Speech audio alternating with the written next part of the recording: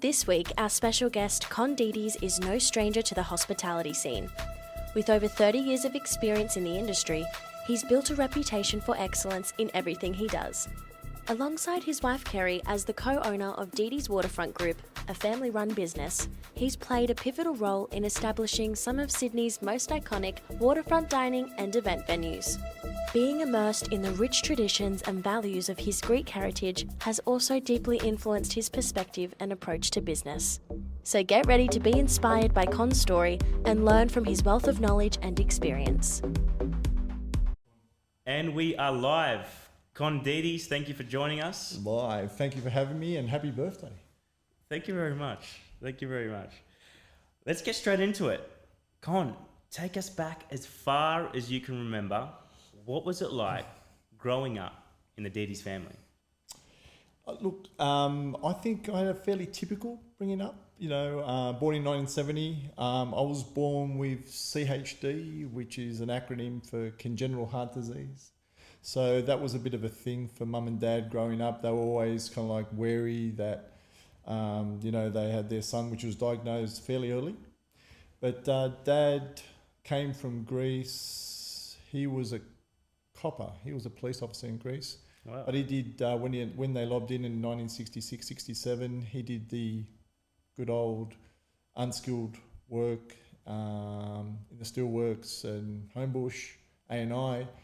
But we had an absolute bonus with my beautiful mum. Her mum was a Greek nightclub singer. The bouzoukia. Yeah, the bouzoukia. The bouzoukia. And had an awesome, and still has an awesome voice, my beautiful mum Helen and my dad Steve. But mum would work those extraordinary hours. Her kickoff wasn't 9 to 5. It was 10 p.m. to 4 a.m., So it was interesting that when mum and dad had to get us through those early years, just the machinations of growing up in a household with my beautiful sister, Christine. So it was just the four of us, no dog, no cat, no nothing. Dad working hard during the day and mum working through the night. Whereabouts are you? Surrey Hills. Surrey We Hills. grew up in Surrey Hills. So, a lot of the migrants when they first came in the 60s and 70s would agglomerate, in the late 60s and whatnot, that ethnicity, that part of the world. And then we eventually ended up in Des Moines after that, but certainly in the early days was Surrey Hills, and it was good, but I didn't really remember too much of it being so young. What I can remember vividly is, I suppose, my first open heart surgery was in 1976 at West. How old were you? Well, I was 6, and so hence that was in Camperdown Children's Hospital, and it was like everyone was in the lap of the gods, and a doctor back then, especially for mum and dad, would be seen upon as a god insofar as doing open heart surgery. I had what they call back then a heart murmur, so a little slight hole in the heart, which is a layman's term of explaining it, and a really minute tear in my main aortic valve, Ari. Wow. Yeah, so that was those ones back in 1976, and I was a guest at Camperdown Children's Hospital, didn't know any better, obviously, back in that age, and that's transpired. I had another open heart surgery to do the valve repair when I was 29, but that was different because you understood your mortality a little bit more at 29 as opposed to age 6. But getting back to what you asked me, grew up fairly unremarkably. Mum and dad worked hard, and because of where we ended up, dad had a fish and chip shop roughly about in the mid-70s. I think hospo became ingrained into my DNA from a long time ago, before I even knew it. Wow. So when you were kind of at that age, kind of 5, Mm-hmm. your parents, was it nightclub at that age? And When I was 5, Dad was doing the working thing at the Steelworks at the Steelworks at A&I in Homebush, and Mum would hook into Salona back then, or the Mykonos back then. The Mykonos. On King Street in Newtown. And the Mykonos, that was Steve Lowe's. Yeah. Oh, well done. Yeah, there's a beautiful connection there with Steve and his beautiful father, Nick. Is it Nick, Dad? I'm pretty sure. Not too sure, but I've heard the stories about the Mykonos. I'm pretty sure Steve Lowe's beautiful dad was Nick, and Nick, I think, had an interest, if not owned it back then. So hence the connection there. Though, look, the different days, mid-70s, and sometimes Dad would have to rattle us off in the car. We didn't know what we were doing at that age, to go pick up Mum at 4 a.m. in the morning. We were back in the car. And, mum would be hooked in. You could pick up, a little bit of smoke, a little bit of something was going on and whatnot, Smoke inside? No, well, in the car or in the Mykonos? In the Mykonos. Hard. It was open slather. Mid-70s, nightclubs, Newtown, There you go, King for all the Street, young ones watching owned by at the home. Greeks. Oh, yeah, different days. Yeah, different to 2000 when smoking legislation came in. Yeah, definitely. Wow, so you've got your mum working those late hours from the 10 p.m. and your father probably still works during the day. 100%. Where does that leave you and your siblings? So what happened there was Dad realised and Mum realised obviously they couldn't continue doing that, and so hence Dad wanted to get into something that he could do and manage himself. Hence the fish and chip shop at Abbotsford. So we lived on top of the fish and chip shop at Abbotsford, and then Dad ran the business underneath. And so then he could start to control his own destiny somewhat, and then Mum got into it and whatnot and had to, unfortunately back then, give up the singing because you couldn't burn the candles literally on both ends. Fair enough. Yeah, Fair enough. so- And how old were you when your parents got the fish and chip shop? 7 years old. So Mid-70s. early days. Early days. Now, okay, you're in primary school. Yeah. What's Con Dedes interested in? Were you an academic? Was it sport? Right. What was going on? If you go to Abbotsford Public School, you will see 1981 school captain Con Dedes. And Is that to this right? day, my sister rigged the vote for sure because I think she was doing full extortions and so my sister's 15 months younger. Cool cat. Very, very imposing insofar as her thought process and would So look, I think even back then, I genuinely. I like people. I go with the adage of, everyone's cool unless they prove otherwise. Say always benefit of the doubt, see the positivity. And I think I was like that even from the early stages, even though consciously I didn't know I was doing it. I'd like to be around kids, people, whatever, older, younger. So, I might have been a little bit popular back then. It's one of those things, a school captain, that's year 6. It's year 6. Year 6, you got to kind of be liked by the teachers and the 100%. students Yeah. and just please it. And then you've got a bit of sport, bit of academics. It's just that all-rounder type thing. So sport, were you into sport? That's a super cool kind of like pick up because I think you're 100% correct. I held my own when it came to sports and, What were you playing? Yeah, the round ball during the winter, and then I didn't mind cricket, during the summer, so it was awesome. So you did the Greek thing and then you did I the did the Aussie Greek thing and the Aussie thing, so it was just all good. That's a really good pickup because obviously at that age, obviously others are making decisions for you as opposed to when you get on a little bit older and if you have got A, your health, and then B, the aspirations to do or be a leader, then you're back on your own terms a little bit more. No doubt. Yeah. All right. Abbotsford, school captain Con Dedes. Now, academics. What subjects were you in? Mathematics, English? What was going on? Definitely more I prefer not the preciseness of the physics and the chemistries and the mathematics. I'm more kind of like talk my way through a good essay in English or, have a look at modern or ancient history and get my take on things as opposed to, and it'd be interesting at times to see your teacher's take on what you would do with the literal stuff, with the literature side of the academics as opposed to the finite side where there's a definite answer. Yes. So that was more my go, definitely. I could hold my own again when it came to basic stuff and whatnot, but certainly I was more akin to that.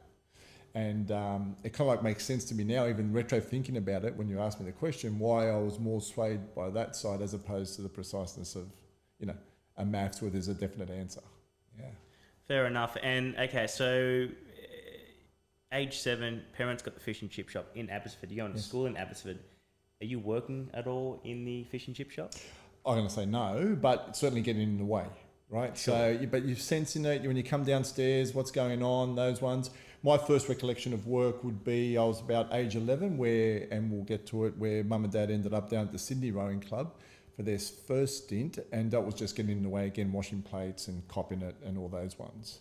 But certainly you're getting a sense of what's going on, So watch the kid there with a Coke, he's got a Coke in his pocket, those ones, all those, so that looking after people, that yes, please, how can I help you? That was getting ingrained within your DNA, and the hustle and bustle of that from a very, very early age. And again, retro thinking about it, it kind of like makes sense that you were exposed to it from a very early age. And what happened was, Ari, that Mum and Dad worked exceedingly hard, and I was super blessed that they did so, and they got the opportunity to go to Newington after that. So my second GPS boy. Your GPS boy. There we And fortunate enough for my beautiful son Stavros to have finished there in 17 as well. So my alumni was obviously 80, or not obviously, but it was 87. But they worked exceedingly hard to get me there, because Dad had the foresight, Mum had the foresight to give what they couldn't give insofar as what they had, I beg your pardon, but they can give their offspring a little bit of education. So give every chance possible. Yes. Great school. Yes. Great school. And growing up in Abbotsford, now, what is it now? Italian, pretty multicultural. What was it back then? Look, I'm going to say back then, it was definitely because Five Dock was super close. And so we had a little suburb called Warringah in between and Five Dock. Now, the ethnicity with Five Dock was full-on Italian. Yes. Which was a fantastic thing. Great North Road Five Dock was a full multicultural micro ecosystem of great food, bars, the function centres, the delis and whatnot. And so that would obviously come into Abbotsford somewhat as well. So, but yeah, Greeks, Italians, that type of ethnicity base. A lot of Anglo, of course, as there should be and would be back then, but certainly there was a strong Italian influence because of the Five Dock thing. No doubt, no doubt. So we get to high school, Newington College. Boom. What are you into kind of growing up from that year kind of 7 I was shit scared when I first started because I was the only kid. So usually a progression might be that you go to a local high school from a public school, and you'd know a couple of people here and there, but I was on my pat. So I suppose having what I didn't know at the time, there's assets in my own little arsenal in regards to getting on with people. I said, shit, I better start, Mum's gone out the gate, so see you later, do your best. Yes. So year 7 was, the first bit of it was, it was kind of like a little bit problematic in regards to just trying to find your way and what the hell's going on here, and shit, this is a big school, and what do you mean it's a 50-metre pool? Are you joking? I could swim, but, not very well. But that changed pretty quickly. And it did change pretty quickly because I thought I had that, well, I didn't know at the time, but again, an innate ability just to be warm around people and, smash a few people on a handball court, all those ones. And so I got to understand fairly quickly that it was a pretty privileged place where I was at. So I wanted to try and make the most of it as best as I could. No doubt, and I can relate. I mean, I personally went to a primary school, first day at the King's School, year 7, blazer. Full on. And then the whole boys thing. Yeah. I mean, back then, Newington, all boys, right? No, 100%. It was a bit of a shock from the primary school. Massive shock. Massive. And then, I guess as the years go by, you adjust, you become a GPS boy. My first cricket game in year 7, because of summer or whatever, we had to go to King's. Yep. And we had the old Gregory's, right? And my mum was taking me at the time to go to King's.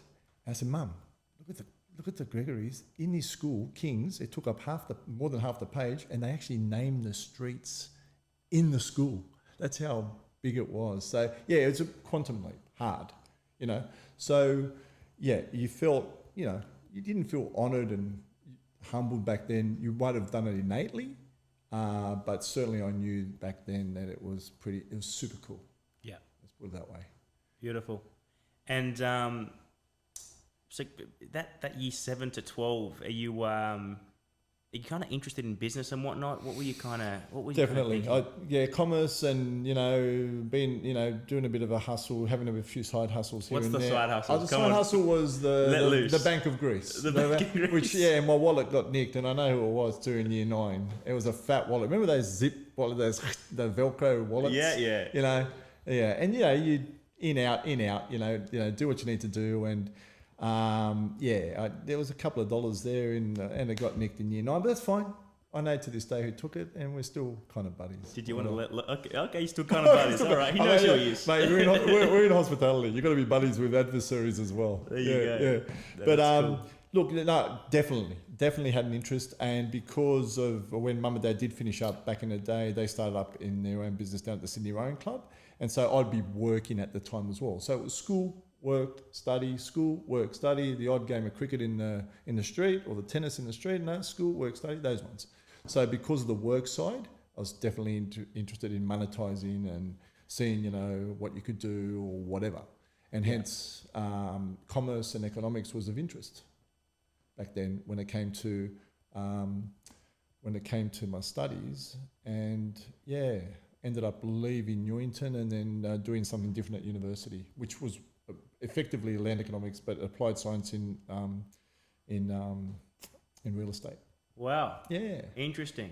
It was you interesting. had that hustle. I mean, there's always that kind of there's one or two guys in each year kind of selling chocolate out of that locker. That was the Con Dedes. It was kind of like I could pick your lock. Okay. And just for a small gratuity. And for the people you like, you left it up to them. It's like going into a restaurant, pay what you want. Not the best business model, but anyway. There you go. Yeah. I didn't know any different at 13, 14. Good stuff. All right, so you finish Newington College, straight into university. Yeah. And it was no respite. So, there's gap years and all those ones. Wasn't it was a phenomenon back then, but it wasn't, du jour and whatnot. But straight into, and it was kind of like, it was not so much an expectation for Mum and Dad, but they knew that I'd be working hard through my school years. But it'd be great that if he did kick on, do his own thing, perhaps. I don't think there was ever an expectation from Mum and Dad that he'd take on the business. And it was by serendipity that I ended up in hospitality, and we'll get to that in a second or two, I suppose. But I went to do land economics, and that was different. So I don't know if you found it at King's, but going to university was kind of like at school, you'd cop it hard if you didn't do your homework. Yes. At university, they're the tutes, that's your assignments, that's your lecture, that's your timetable, rock up, no attendance. So you had to be super disciplined. And the massive irony I found, and I'm sure Ari, you would have heard maybe some examples of this and whatnot, some of the better students that were disciplined at high school and had someone on top of them, either he or she and whatnot, did really, really well, maybe found university as a bit of a quantum leap insofar as not having that behind them. Yes. And maybe not kicking on. So you had to find your own way. But because I think I just wanted to do what I had to do when I could do it, however I could do it, working at the same time, I think that got me through uni. Beautiful. And growing up, leading up to university, would you go overseas much? No. No holidays?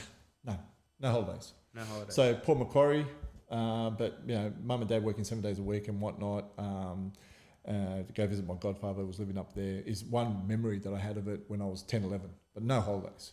So Mum went to Greece on her pat in 1978 and in 1981, and Christine and I and my sister and I went overseas, back then.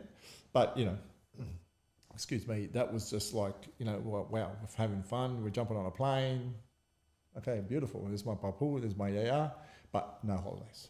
Holidays was a very foreign phenomena for us. We had no holidays.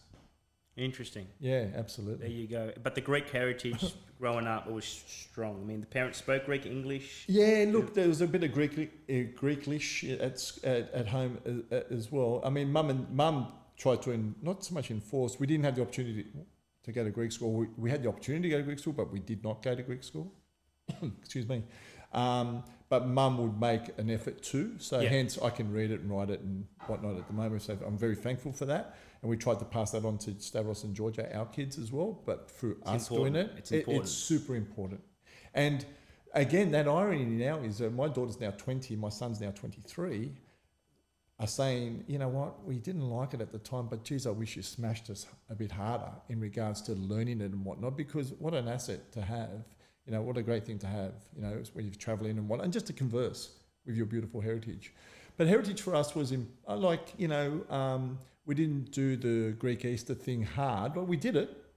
But it wasn't like observed to the letter of the law of the fasting and the koinonia and all those ones, only because Mum and Dad were doing the 100 hours and the 8 days a week. Wow. Yeah. Wow. But it is what it is. Yeah. So we're in university and it was social land economics. Yeah, UTS. UTS. Yeah. Okay. How long did you last in that for?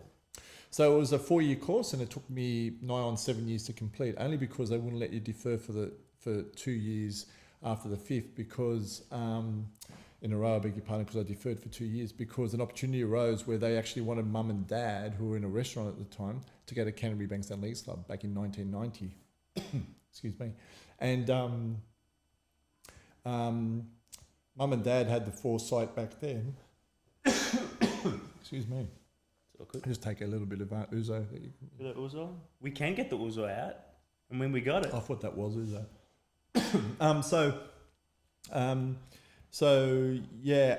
I did end up completing the course, which was great.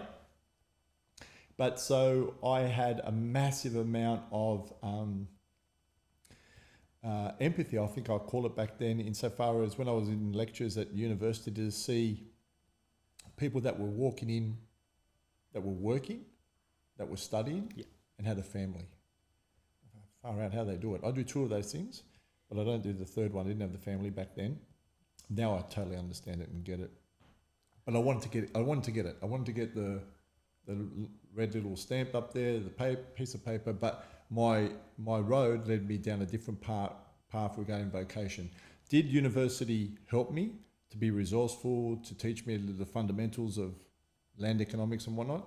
For sure and certain it did, by divesting perhaps now and what I'm doing or whatever we're doing now and whatnot. But certainly back then, there was an opportunity that was had for us in 1990, and I just went with it. And it was pure serendipity. Mum and Dad got an opportunity through the board of Canterbury Bankstown Leagues Club to do a restaurant at their new development there. And how old were you then? I was 20. 20 years old. 1990. So born in 70 model. And Dad, I remember vividly, took me to one of the initial meetings with who I consider now as a mentor of mine, still John Ballasty, who was the CEO at the time. And he said, John, look, I can't do it, but I got this bloke here, and we'll put our name on the door. Excuse me. And boom. So I think Dad had an inherent trust that I work with him inside the kitchen. And as it happened, one of my current beautiful stakeholders and best mates and partners, if you like, a personal partner and also to business partner, is a friend of mine called Anthony Costanzo, and he just finished his 4-year apprenticeship at the Hilton. So he went to the kitchen, I got onto the floor, 1990, May, week before Mother's Day, and the restaurant, Dedes Restaurant, was born, and it just went from there. Wow. So Canterbury Leagues back then, is it like it was now? 100%.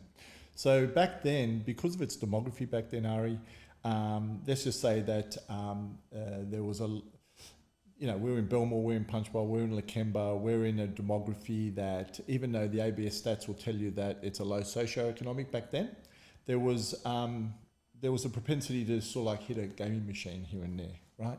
Which allowed for an oasis within Belmore, right? And their first stage 1 development was the basis, the foundation of what you see there today, back now in 2023. And it was Lux. It was Lux. And there was a restaurant there. We were on the first level. And we were trying to sell oysters, prawns, lobsters. Everyone that would walk up the stairs, I'd kiss and hug, because, it wasn't the main go to open up a finer style of dining within that beautiful development. But it's what the club wanted. To the club's absolute credit, they gave us every good go at it. And they understood that, that they had people in there, in that small part of their club, that they didn't have to worry about, that everything was going to be tickety-boo. So Anthony and I partnered up, and away we went, and it got busy. I was 20, Anthony was 21, and we were flying by the seat in our pants. We weren't into standard operating procedures. We weren't systemizing. We were just doing what we knew and the fundamentals of what we grew up with, both outside and inside. And where we obviously had the deficiencies was the stuff that a lot of sort of like our guests wouldn't see, would be the back of house stuff and whatnot. So we had to learn that as we went. Sure, the operations, the ins and outs. Okay. What do we do with the money? Oh shit, blah, blah, blah. The GST came in. What do we do with that? All that kind of stuff, right? Yeah, all those ones, Fringe benefits tax came in. Oh, that was 85. So, dealing with all of that and what's an accountant going to do for us and all those ones. And then super super, yeah, super, you know. So we were flying by the seat of our pants, but the intent was always super noble insofar as the end game. So we knew, both Anthony and I knew that, you know, we had to be a little bit savvy. So I'm hearing you guys both had that old school hospitality DNA of greeting people at the door, taking them, pouring that old school hospitality. Yeah. The foundations. Kissing and hugging people that came to the door. I mean, like by its very nature, I mean, a restaurant comes from, you know, restoration house, right? Back in the 1700s and whatnot. So anyone that would come up, even though I've got to learn that as a stakeholder now, your guests, you always hear that your guest should be number one, but I take guests as number close to. We'll flick a camera on. Close to. Is that what I said? Yeah. Was it the doorbell? No, there's just a little technology. Oh yeah. No worries. I love technology. How good's technology? I love it. There you go. We're all good. Lovely. So I've got to learn off 30 years of business now and whatnot. And you know, got to listen to Mr. Branson and all the rest of it. And I mean, Mr. Branson, we're talking. Mr. Branson, as in insofar as where your team should be number one. Yes. Because if your team's not number one, then, you know, how's it going to resonate to your guests? How's it going to resonate to your suppliers? How's it going to resonate to all the other stakeholders? But, you know, you got to learn that. But initially, back to your question, the guest was 1, 2, 3 on the podium hard. Yeah. Right? Because they were paying the bills. They were the ones we need to look after. But you got to learn. It's a little bit different today, as it should be. And when you say Mr. Branson, Richard Branson. Oh yeah, no, I was saying that, you know, because you're listening to your people that have done it before you as you're growing up, and you know he would definitely say back then it's your teams that's number one. I mean, what do you mean it's your team? Isn't it the people that are jumping on your planes or getting into your railways or buying your records back then or whatever? No, it's your team, and he's right. He's very big on culture, isn't he? As he should be. As he should be. You know, the fish rots from the head and all those kind of sayings. So now that our business has grown to a point where obviously it's a direct, you know, kind of like of Kerry and I. So it's what culture we want to instill. It's like if you're going to say thank you to someone, really mean it. If you're going to give the bouquets and the brickbats, like so far as having a constructive criticism kind of chat, make sure you're sincere about it. But it's culturally speaking, today more so than anytime, it's got to be authentic and it's got to be bloody real. Yeah. If it's not, people will just see through it. And yeah. So they should, Ari. So they should. Okay, so Canterbury Leagues Club. You were how old? Sorry. 20 when we kicked off. Kicked off at 20, and how long did you? We were there for 9 years. 9 years straight. 9 years. So it was you and your partner. Yep, but Sydney Rowing Club. I think is that where you go with the growth of the business? Yeah, are you going into the growth of the business now? Or yeah. So for those 9 years, was it just Canterbury Leagues, or did you have other things going on? Oh, cool. So 1996, an opportunity arose at the Sydney Rowing Club.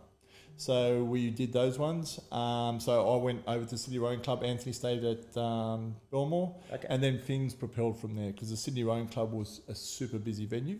And then Flying Fish came around in 2000. So opportunities started to... That's number 3?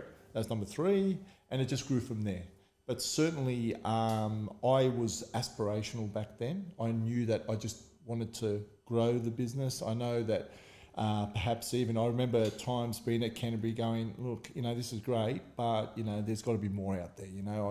I want to do more. You know, I want to be busy all the time. And when you say grow, what does grow mean to you? Are we talking revenue? Are we talking... what does that mean to you when you're saying grow? No, it's a great question.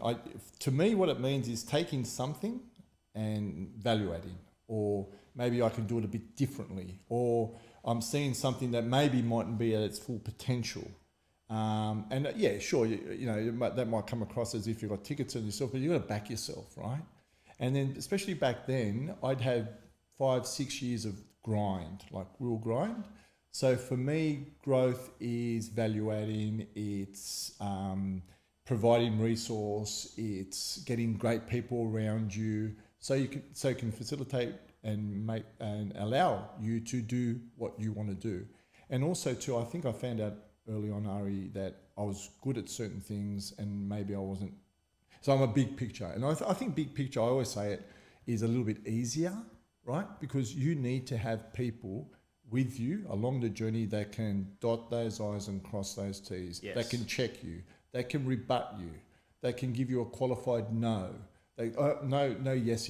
Oh, great idea, Con. Yeah, let's do it, because that's BS. Right? It's good to have a bit of pushback, you know, Yeah. as long as it's coming from a good place. No doubt. Because I'll never say no to anyone that's within our team without qualification. I'll say no to you because of X, Y, Z. Just saying no for no sake is BS. Sure. And so now we've got three waterfront, not waterfront, No. but three seafood Yeah. restaurants. You've stuck to seafood here. Why seafood? Again, That's what you within the heritage, it was just serendipity, the opportunity for mum and dad.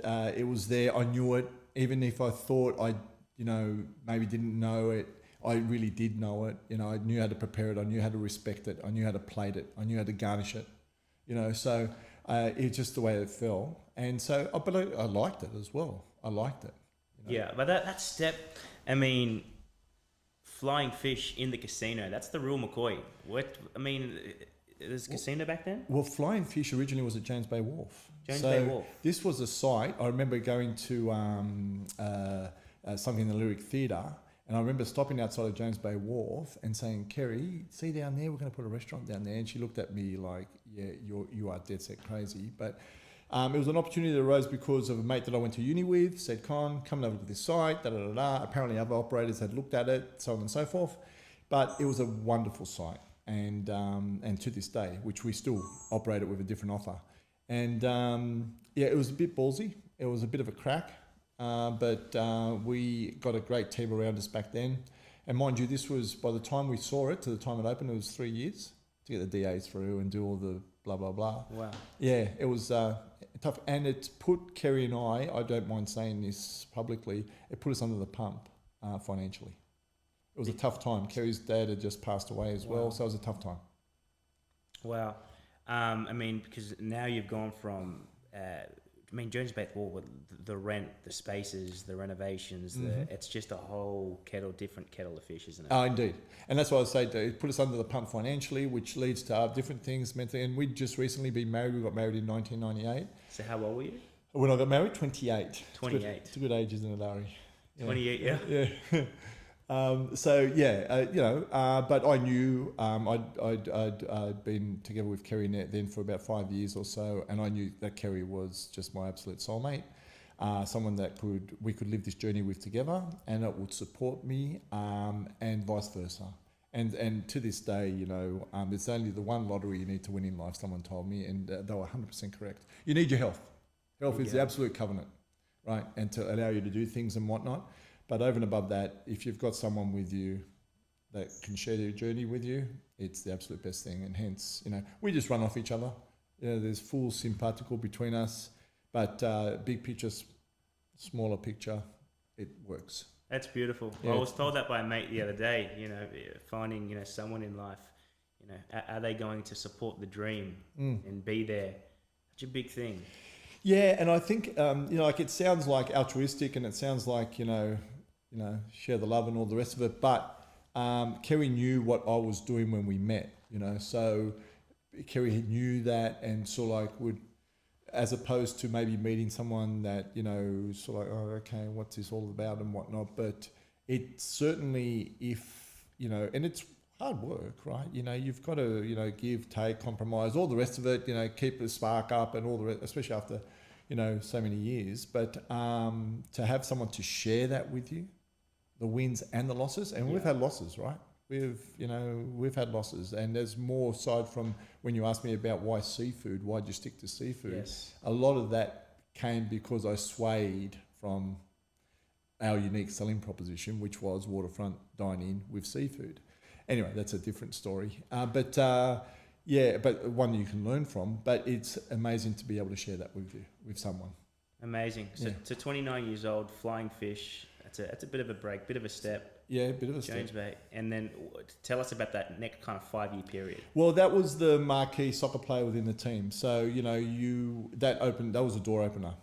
So flying fish in regards to having that within your arsenal and in regards to your business, that was the absolute. So opportunities would come aplenty. Is it the people that would eat there, or how does that work? Oh, look, it works. Not only the guests that you'd have, but also to people that would know around. Like there'd be prospect that they'd be saying like, "Oh, hey, there's this restaurant's going kind of okay there. Wouldn't it be good to have a flying fish in Fiji?"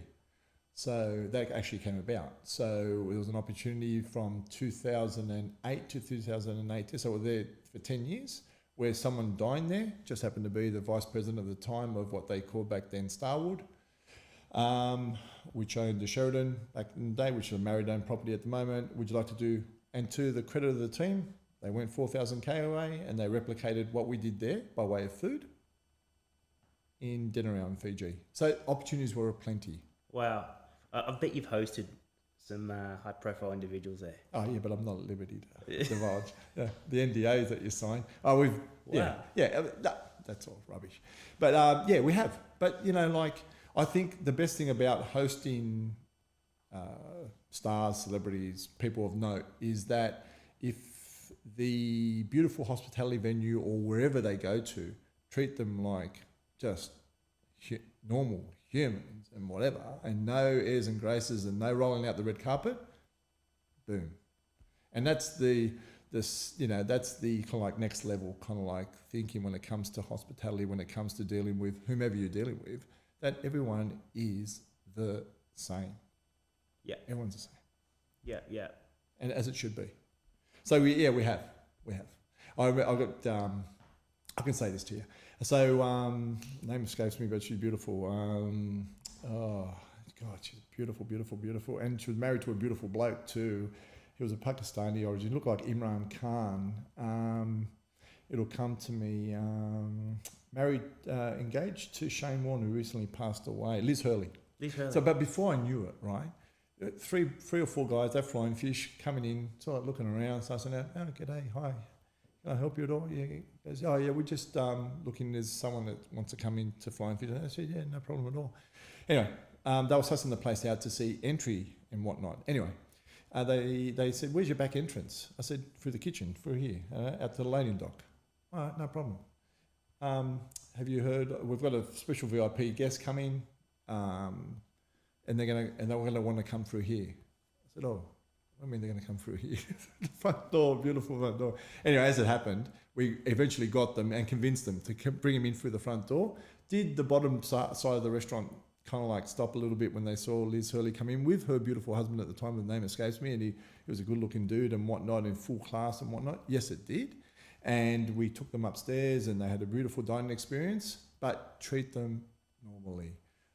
Miss Hurley, thank you for choosing Flying Fish on your visit here to Australia. Thank you for having me, was her response. I said, "Boom, okay, thank you. Get out the mud crabs," and away you go. And we got out the mud crabs and she went hell for leather. Mate, it was like, it was like you and I just having a crack. It was good. I love it. Yeah, as it should be.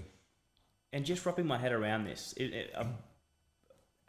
I've eaten at Flying Fish a number of times. Was the Jones Bay Wharf same thing? It was the same kind of like level? So Flying Fish down at Jones Bay Wharf was there for 16, 17 years, part of a beautiful heritage wharf and whatnot. And again, an opportunity arose back in 2017 where we got asked the question, is this a transportable brand? It's been proven as a transportable brand because it did 10 years in Fiji, and I said, yes, it is. Oh, would you like to have a look at the space up in this? And mind you, we had a hospitality venue in the Star. We've been tenants of the Star now for nigh on 12, 13 years, right? We're Flying Fish and Chips. So we looked at the space and we moved it. So Flying Fish and Chips, that's the one. It's a quick service restaurant that goes off its tree when, we're going to go see whatever at the Lyric Theatre, and it's great. It's great. It's in the cafe court there and just smashes it out. So we used the brand alignment with Flying Fish, but obviously knocked it down a few rungs by adding the chips, So it's just kind of like a quick service restaurant model, which has been great. Beautiful. Yeah. So that 30 to 35, you had that. Was there any other venues kind of going on during that time? Yeah, so Deckhouse came about. Deckhouse. Yeah, that's iconic. Yeah, it's pretty cool. That's a Sydney Federation Trust Authority site, so it's a federal government site. We're blessed enough there to have the Oatley family there aligned with us as well. And we built that back in 2010. Was the only venue out of the 10 that we've got that we kept open during COVID. And we used it as a connectivity base, right? Not only for the local community, which was awesome, and to do what we needed to do with takeaways and cocktails and blah, blah, blah, within the letter of the law, but for our teams. So our teams would come down.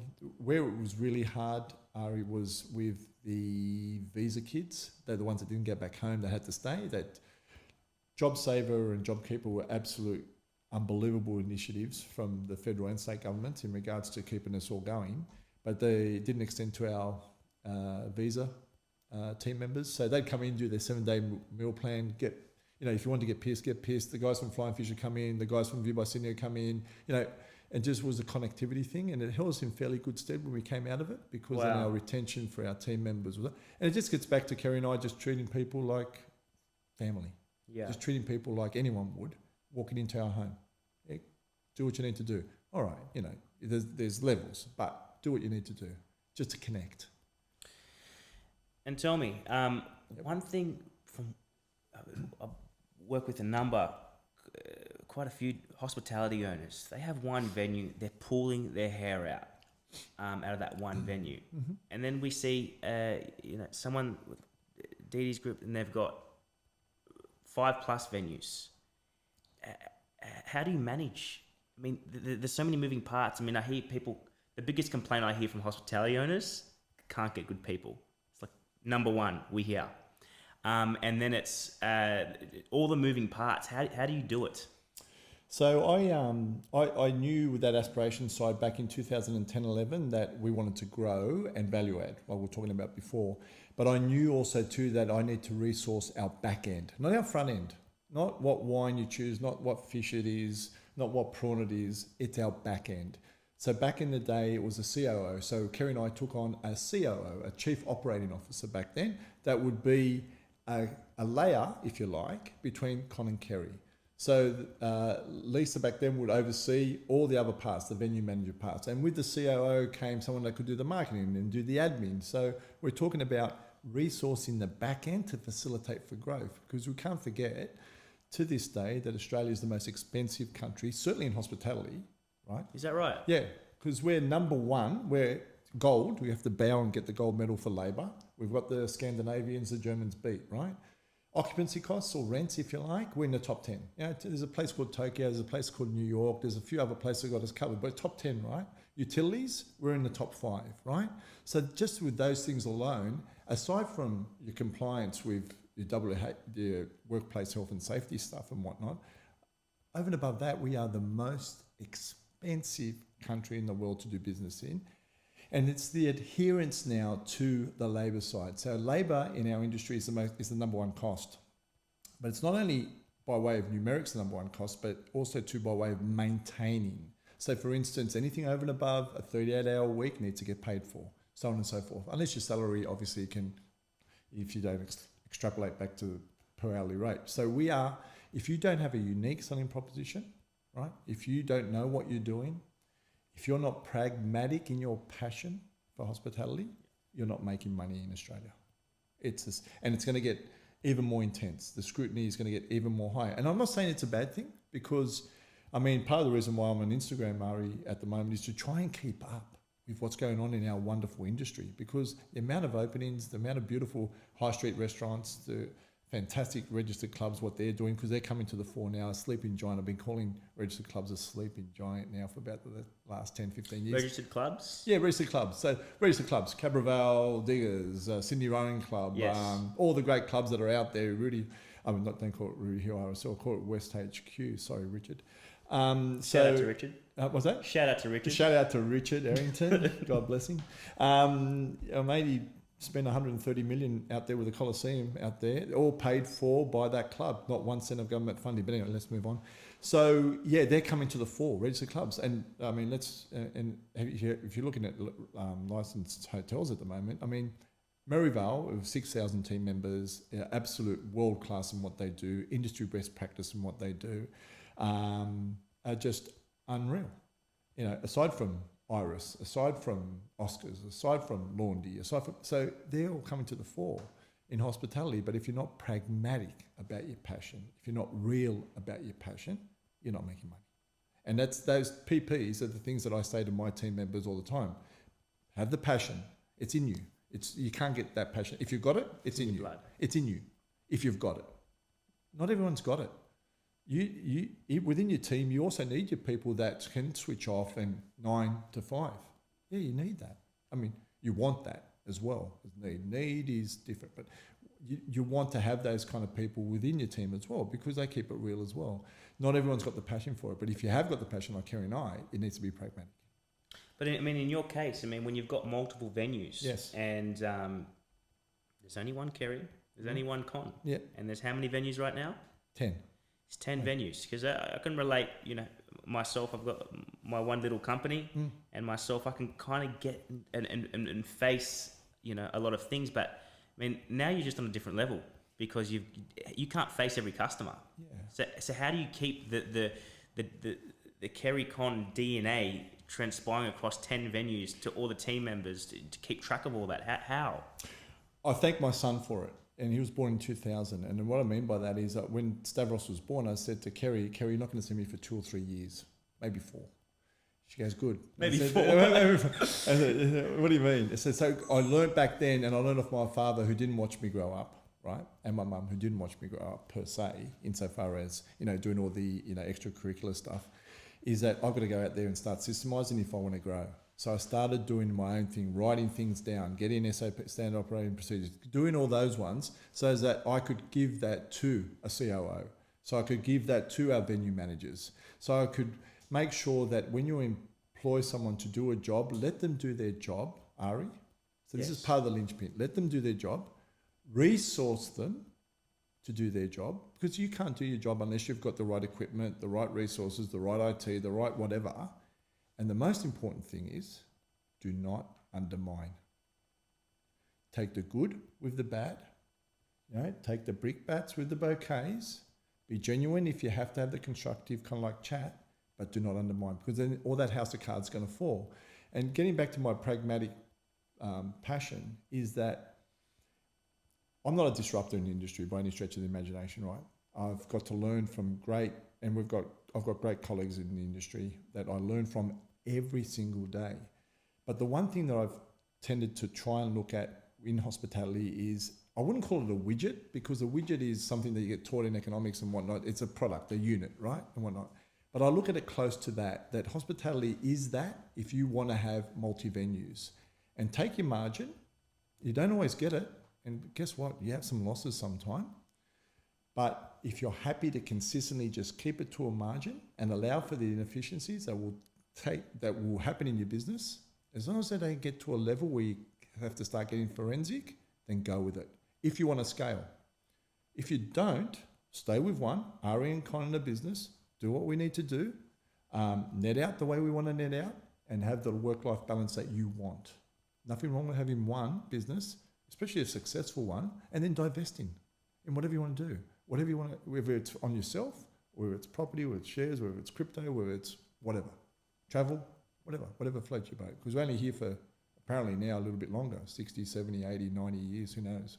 When you get there, you may be 110, who knows. But yeah, that's my take on scale. Yeah. Those fundamentals. One thing when I think about hospitality is, okay, you know, these days you have the online world. And with the online world, you can start a business for $0, zero infrastructure. You create a website, the drop shipping these days. But as a hospitality owner, you want to open up a venue. You have to drop a lot of money with a lot of risk. How have you, over the years with all these venues, I'm guessing you've taken some punts, I'm going to renovate this, I'm going to go all in. And how do you deal with all that risk, coping with it all? Blows my mind. It's a great question. Like, the first thing that you said was no dollars when it comes to starting up a business online. Yes. I think what people tend to dissuade from or go away from is the opportunity cost of your time. So even if you are going to start a business online and whatnot, there is the op cost of your time, right? Yes. So there's a cost there, right?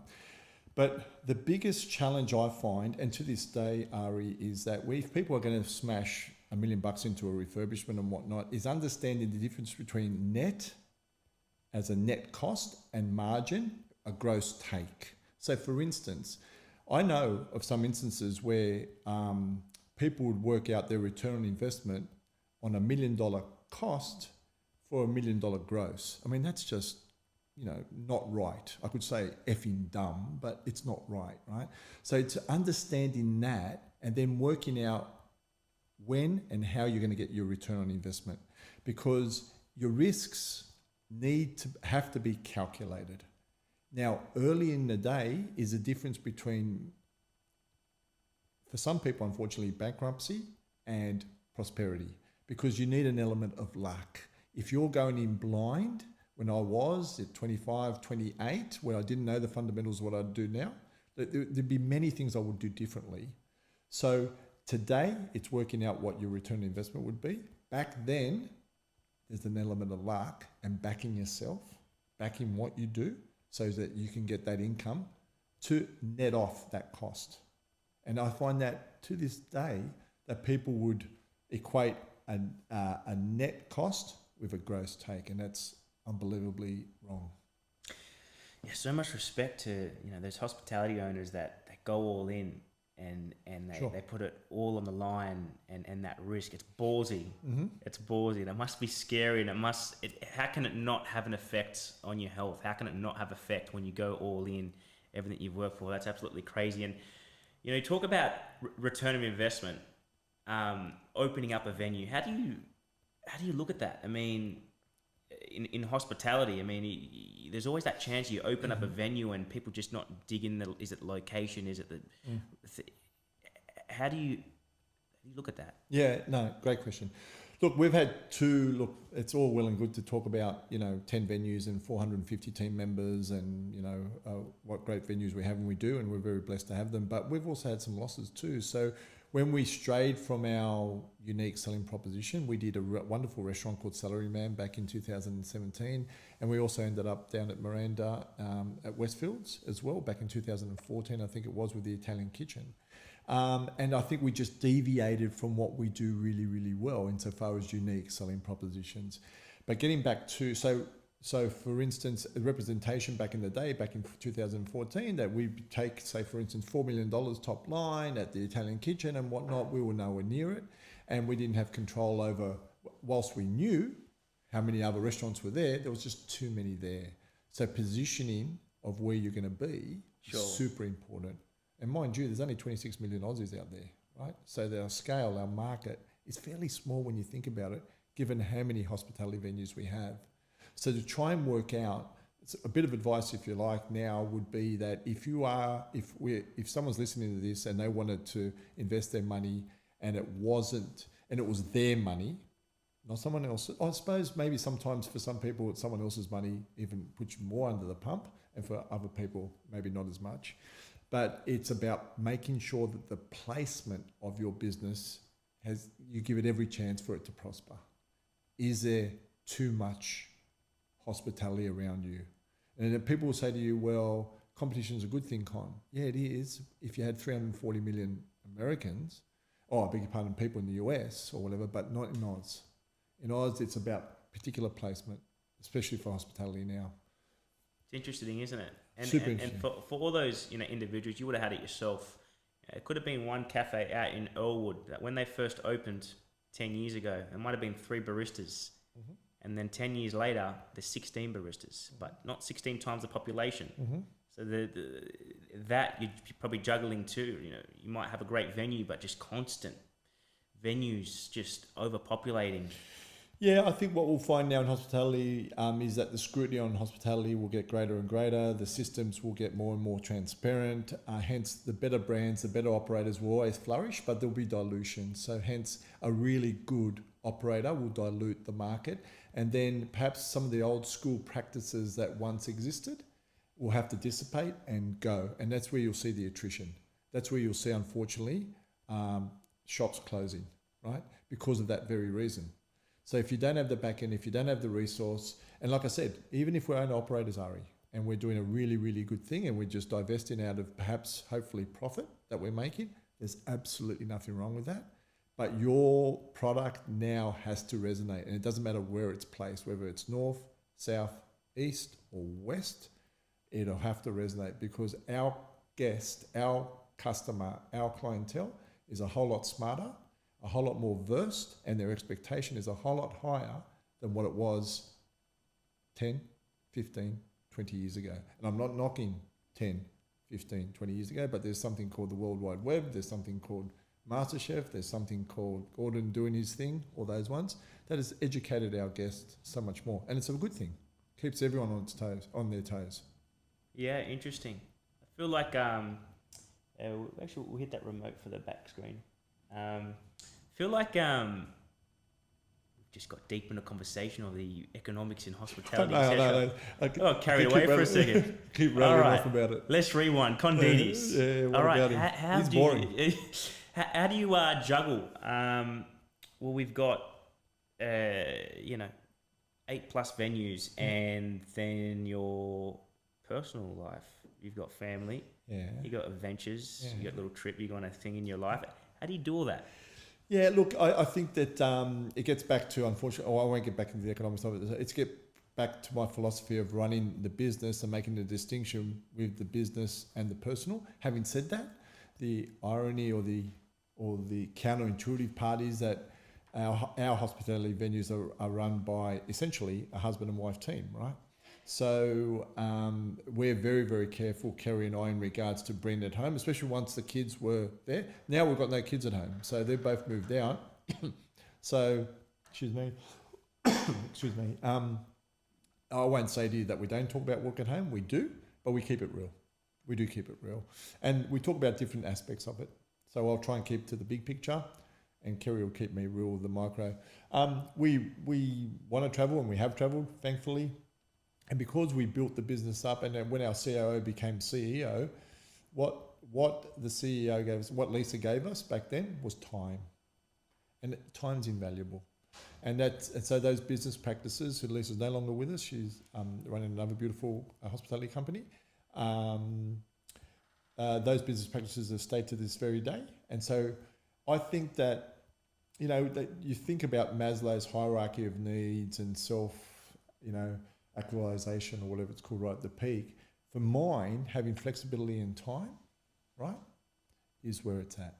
So if you're able to get to that level where you can do, within reason, what you want to do when you want to do it, which means your own personal life, being able to spend time with your partner, whether it's reading a book or just talking, whatever, having a drink, whatever, that's where it's at. And to switch off. Yeah, and that's a conditioning of the mindset. That's a throwaway line, switch off, because people say they can switch off, right? I don't know what that means, but it obviously means different things to different people.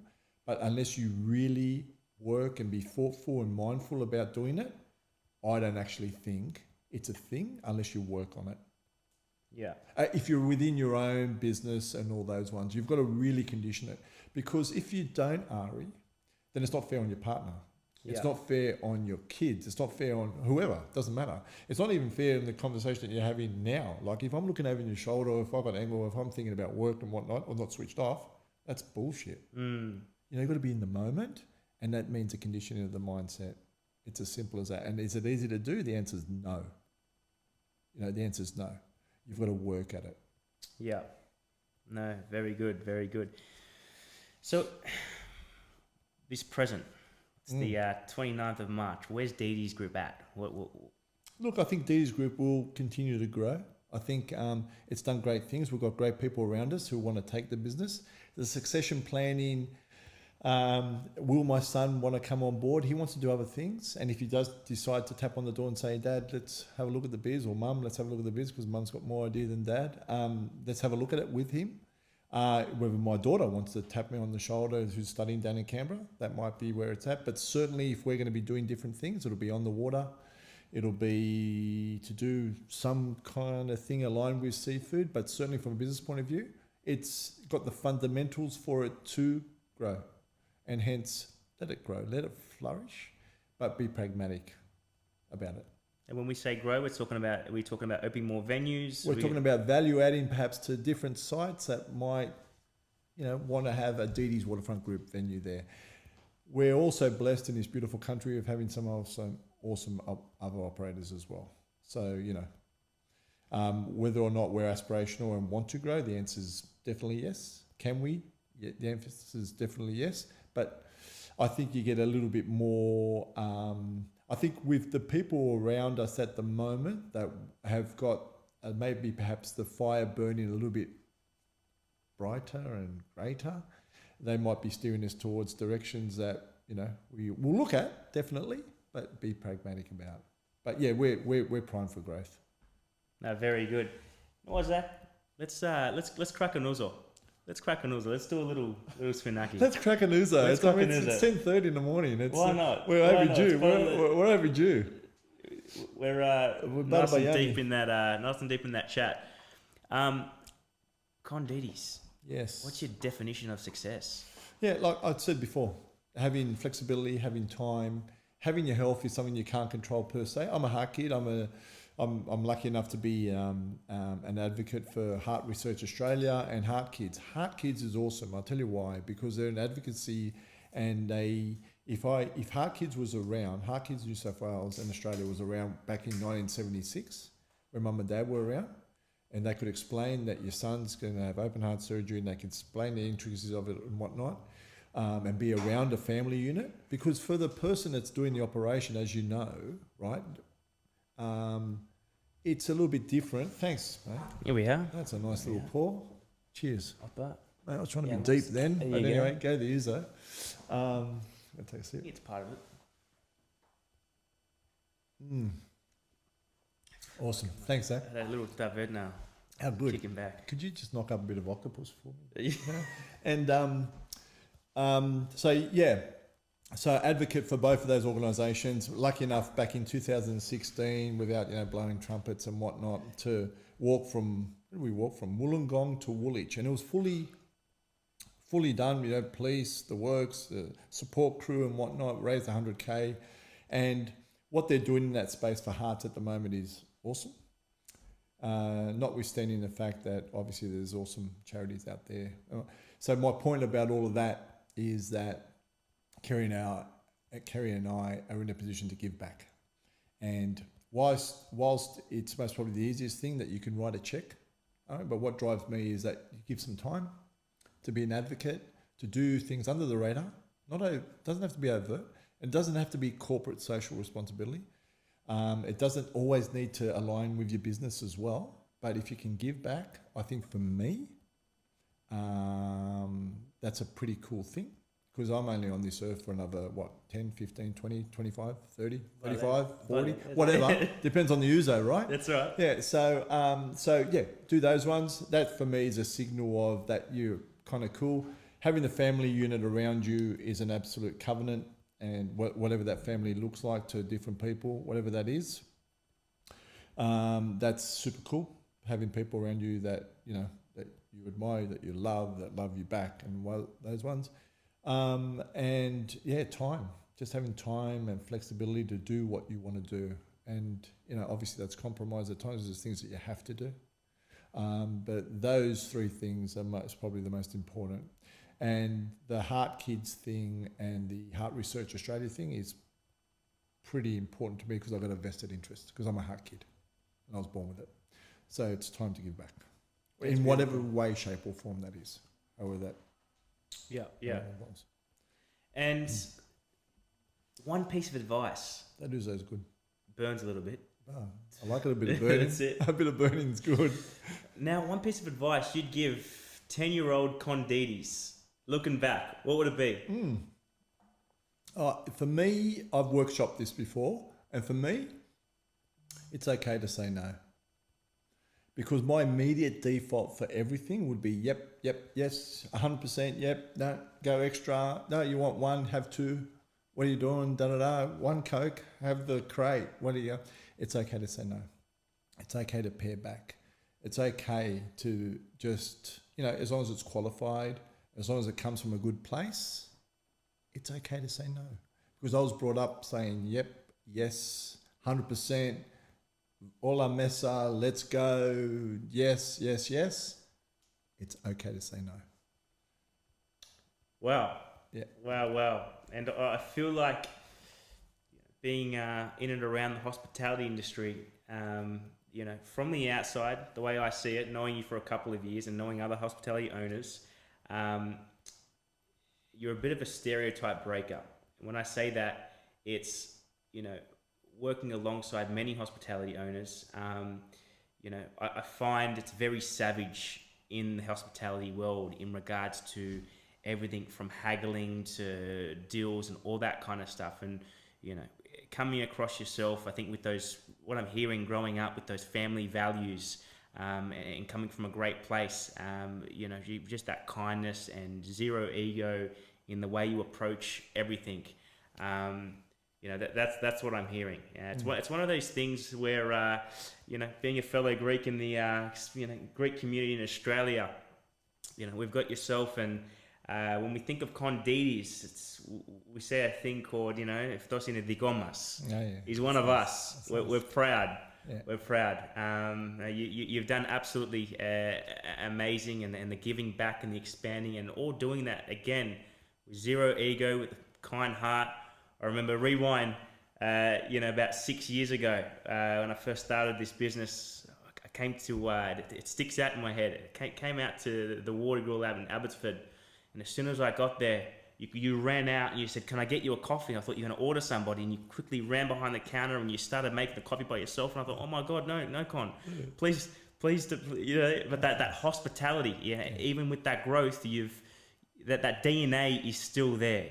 That good old hospitality, which is amazing. So, Con, it was a great chat. It's Yamas. We've got a little bit of ouzo left. Yeah, no, that's going down the hatch. A great chat, Con. Yeah. Thanks you so much for having me. For coming on. And happy birthday. Thank you.